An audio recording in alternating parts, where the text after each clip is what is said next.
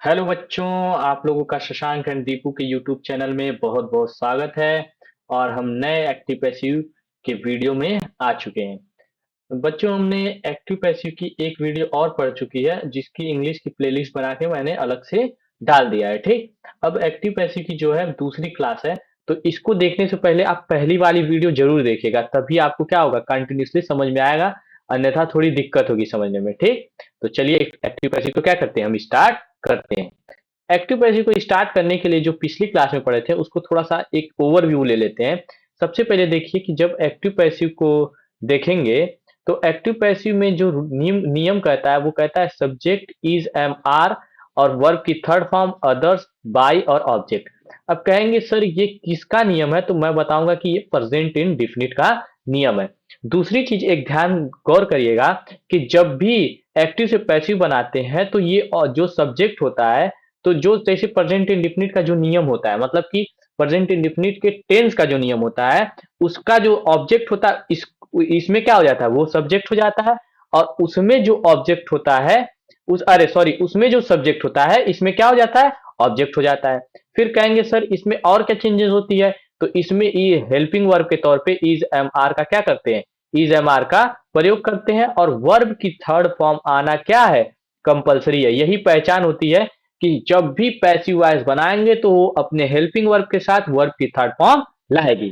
ठीक, समझ में आ रहा है। चलिए अभी थोड़ा सा और नई चीजों को सीखते हैं। अब ये सारी चीजें मैं पिछली वीडियो में बता चुका हूं, तो इसमें हम लोग नई चीजें सीखेंगे।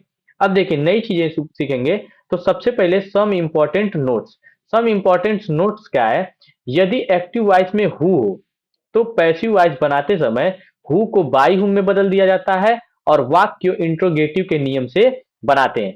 अब कैसे बनाएंगे ध्यान से समझिएगा। सबसे पहले जब इसको देखेंगे तो यहां लिखा हुआ है हु स्पीक इंग्लिश हियर। क्या लिखा है, हु स्पीक्स इंग्लिश हियर। तो सबसे पहले मैं बोला था कि जब भी एक्टिव से पैसिव वॉइस बनाते हैं तो हमको सबसे पहले वर्ब को पकड़ना है। अब इसमें वर्ब है क्या, स्पीक्स। तो कहेंगे कि सर कैसे पता चल गया, स्पीक मतलब क्या होता है, स्पीक मतलब बोलना। क्या होता है, बोलना। और लास्ट में शब्द के आ रहा है ना, तो इससे पता चल गया कि ये एक वर्ब है। बोलना जैसे ही पता चल गया, तो बोलना को पता करते ही हम इससे पहले क्या या किसको लगाएंगे। तो क्या बोलता है, तो मिलेगा एक शब्द मिलेगा यहाँ पे, क्या बोलता है, इंग्लिश बोलता है। तो ये तो मुझको मिल गया ऑब्जेक्ट। लेकिन एक नया चीज ध्यान दीजिएगा, लेकिन अगर मैं पूछूं कि कौन बोलता है, मतलब कि कौन इंग्लिश बोलता है, तो कोई मिल रहा है यहाँ पे, कोई नहीं मिल रहा है भाई। कौन इंग्लिश बोलता है, तब तो आप कंफ्यूज हो गए कि नहीं हो गए। तो जब भी हु वाले सेंटेंस आते हैं तो हु वाले सेंटेंस में क्या कंडीशन अप्लाई होती है कि हु वाले सेंटेंस में सब्जेक्ट तो नहीं होता लेकिन ऑब्जेक्ट होता है। अब कहेंगे सर जब सब्जेक्ट नहीं होगा तो उसको हम ऑब्जेक्ट बनाएंगे कैसे, तो हम क्या करते हैं, हु को ही बना देते हैं ऑब्जेक्ट और उसको हु को बदल देते हैं। यहाँ पे मैं लिखा हूं हु को बदल देते हैं बाई हुम में। किसमें बदल देते हैं, बाई हुम में। हु को बना देंगे हम ऑब्जेक्ट, तो हम लिखेंगे हु को जब ऑब्जेक्ट बनाएंगे तो लिखेंगे बाई हुम। क्या लिखेंगे, बाई हुम। और उसके बाद इंट्रोगेटिव का नियम होगा, तो बाई हुम के साथ इज या एम या आर लगेगा। अब ये बताइए कि इंग्लिश सिंगुलर है कि प्लूरल, तो आप कहेंगे सर सिंगुलर है, तो इसके साथ क्या लगेगा, इज लगेगा। बाई हुम इज। अब इंग्लिश सिंगुलर है तो इसके साथ जैसे ही लग गया इज, तो इसके बाद ये है ऑब्जेक्ट, तो क्या बन जाएगा, सब्जेक्ट। तो बाई हुम इज इंग्लिश। ठीक, और फिर उसके बाद अदर्स क्या है, हियर। लेकिन वर्ब की थर्ड फॉर्म का तो भी प्रयोग करना है, तो स्पीक्स का क्या हो जाएगा, स्पोकन। स्पोकन वर्ब की थर्ड फॉर्म जरूर लगाइएगा। बाई हुम is English spoken here, spoken here.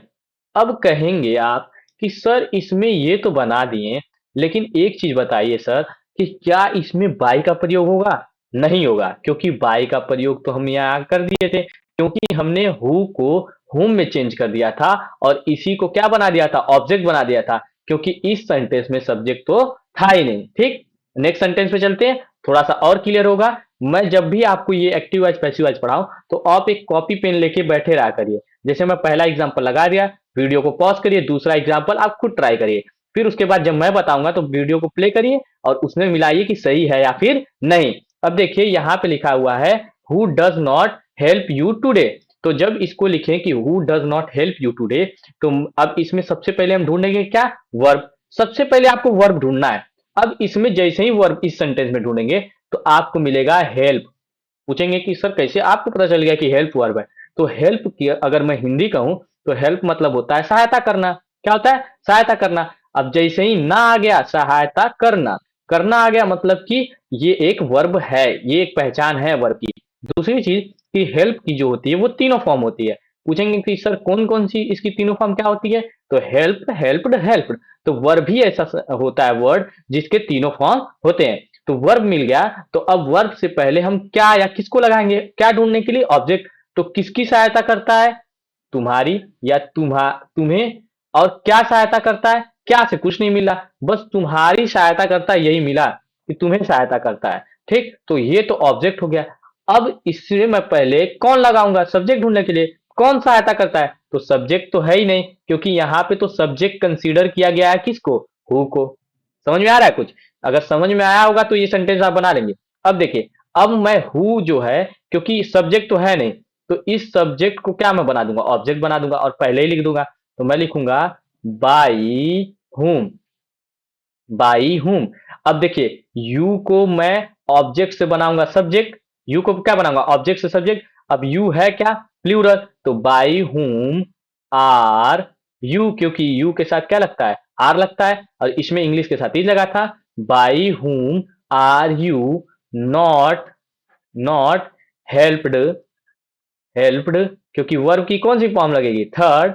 By whom are you not helped by, अब देखिए सॉरी बाई तो लगेगा ही नहीं, हेल्प टुडे, बस क्या हो जाएगा टुडे, टुडे क्वेश्चन मार्क। अब बताइए, आपका अगर सही होगा तो इसका मतलब कि आप समझ गए हैं। ठीक, by whom are you not helped by you. चलते हैं अगले सेंटेंस में। अब देखिए, अब नेक्स्ट नोट जो है, ये जो पहला वाला बताया नोट, अब उसके बाद आता है नेक्स्ट नोट। अब देखिए, यदि एक्टिव वॉइस में क्या हो, हुम हो, उसमें क्या था, हु था, तो पैसिव वॉइस बनाते समय हुम को हम हु में बदल देते हैं, और वाक्य असर्टिव के नियम से बनता है। अगर हु आया था तो मैं उसको बदल देता बाई हुम में, अब हुम आएगा तो किस में बदल देंगे, हु में। अब ध्यान से समझिएगा, अब इसका टेक्निक क्या है इसको समझने की कोशिश करिए। अब देखिए, एक सेंटेंस आपके सामने पड़ा है, who does Ravi teach daily, who does Ravi teach daily. अब ध्यान दीजिएगा, सबसे पहले हमको किसको खोजना है, वर्ब को। अब वर्ब है क्या, टीच, वर्ब क्या है, टीच। और टीच कैसे पता चल गया, टीच मतलब होता है पढ़ाना, आ गया ना, इसका मतलब ये वर्ब है। दूसरी चीज कि टीच की तीनों फॉर्म होती है, कौन कौन सी, टीच, टॉट, टॉट। अब टीच से पहले हम लगाएंगे क्या या किसको, क्या पढ़ाता है, कुछ मिला, नहीं मिला, किसको पढ़ाता है, कुछ नहीं मिला। लेकिन अगर मैं इसमें सब्जेक्ट ढूंढूं, कौन पढ़ाता है, तो आपको मिलेगा कौन पढ़ाता है, रवि पढ़ाता है। कौन पढ़ाता है, रवि पढ़ाता है। तो इस वाले सेंटेंस में ऑब्जेक्ट नहीं होता है, इसमें क्या होता है, केवल सब्जेक्ट होता है। तो सबसे पहले हम हुम को बदलेंगे हु में, किस में बदलेंगे, हु में।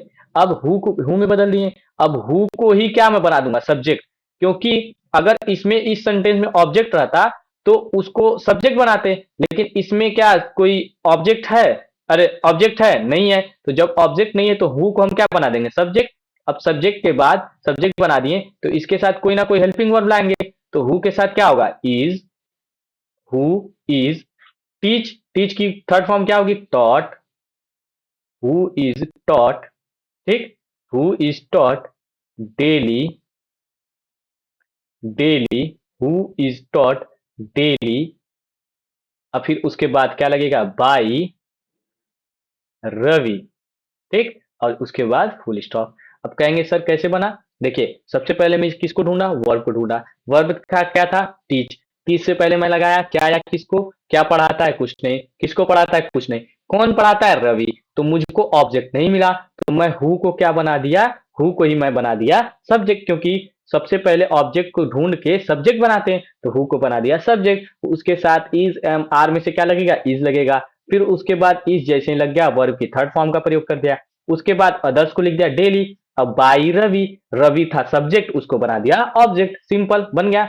अब नेक्स्ट सेंटेंस को आप बनाइए, तब तक पॉज करके आप बनाइए, फिर मैं बनाता हूं। अब देखिए, अब जब इसको देखेंगे, home do they not help daily, तो सबसे पहले मैं क्या करूंगा, whom को किस में चेंज करूंगा, who में। who में चेंज कर दिए। अब इसके साथ is या is या mr में से क्या लगेगा, is। ठीक, और नॉट है तो नॉट। ठीक, who is not.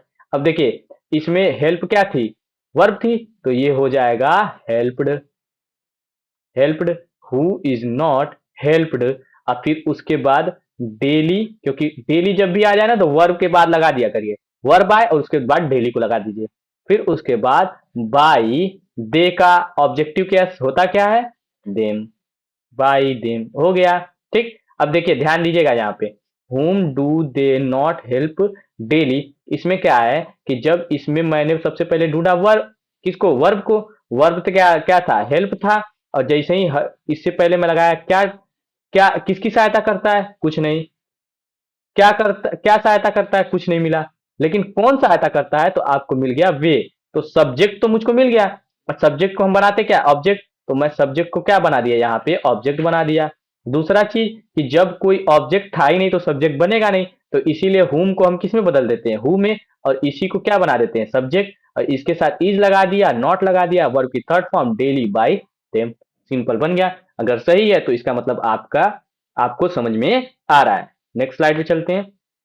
Next and last slide. अब देखिए इसमें क्या होता है, व्हाट के दो नियम बनते हैं। ध्यान से समझिएगा, व्हाट के कितने नियम बनते हैं, दो नियम बनते हैं। यदि एक्टिव वॉइस में व्हाट हो तो पैसिव वॉइस बनाते समय, यदि एक्टिव वॉइस में व्हाट हो तो पैसिव वॉइस बनाते समय व्हाट को सब्जेक्ट बना दिया जाता है और असर्टिव नियम से। देखिए एकदम सेम, ये भी वही कॉन्सेप्ट। सबसे पहले ढूंढना किसको है, वर्ब को। वर्ब को हम ढूंढ लेंगे, ये रहा वर्ब, क्या है, प्ले। प्ले मतलब होता क्या है, खेलना। ठीक, अब इससे पहले लगाएंगे क्या या किसको, क्या खेलता है, कुछ नहीं मिला। किसको खेलता है, कुछ नहीं मिला। लेकिन कौन खेलता है, तो आपको मिलेगा कि भैया वह खेलता है। कौन खेलता है, वह खेलता है। और वह क्या हो गया, फिर सब्जेक्ट हो गया। लेकिन इस सेंटेंस में कहीं आपको ऑब्जेक्ट दिख रहा है, तो कहेंगे अरे सर इसमें तो ऑब्जेक्ट है ही नहीं। तो जब ऑब्जेक्ट नहीं है तो हम व्हाट को क्या बना देंगे, सब्जेक्ट। क्योंकि जब ऑब्जेक्ट रहता तब तो सब्जेक्ट बनाते हैं। तो अब ऑब्जेक्ट किसको मान लेंगे, व्हाट को, और व्हाट को ही क्या बना देंगे, सब्जेक्ट। तो सबसे पहले मैं लिख लूंगा व्हाट। अब इसके साथ जैसे ही व्हाट लग गया, अब इसके साथ इज, आर में से क्या लगेगा, इज। क्या लगेगा, इज। अब ये सब्जेक्ट हो गया, इसके साथ इज लग गया। अब वर्ब की थर्ड फॉर्म प्ले का क्या हो जाएगा, प्लेड। क्या हो जाएगा, प्लेड। और हियर है तो इसको लिख लेंगे, here what is played here by him. क्योंकि ये क्या था, ये था सब्जेक्ट। ही क्या था, सब्जेक्ट। और इसको हम बना क्या दिए, ऑब्जेक्ट। समझ में आया। तो यहाँ पे तीन नोट के बारे में बताया। इन तीनों नोट से बार बार एग्जाम में क्या करता है, पूछते रहता है। अगर आप एक से दो बार देखेंगे तो आपको सारी चीजें क्या हो जाएंगी, क्लियर हो जाएंगी। रटने की कोशिश मत करिए, इस चीज को क्या करिए, समझने की कोशिश करिए। और आपको अच्छा लगा तो हमारे चैनल से जुड़िए। इससे नई और इंटरेस्टिंग वीडियो क्या होगी, लगातार आती रहेगी एक्टिव पैसिव वॉइस से जुड़ी हुई। अगर आप लगातार देखेंगे तभी क्या होगा, कॉन्सेप्ट क्लियर होगा। तब तक के लिए बाय, मिलते हैं नेक्स्ट वीडियो में। जय हिंद।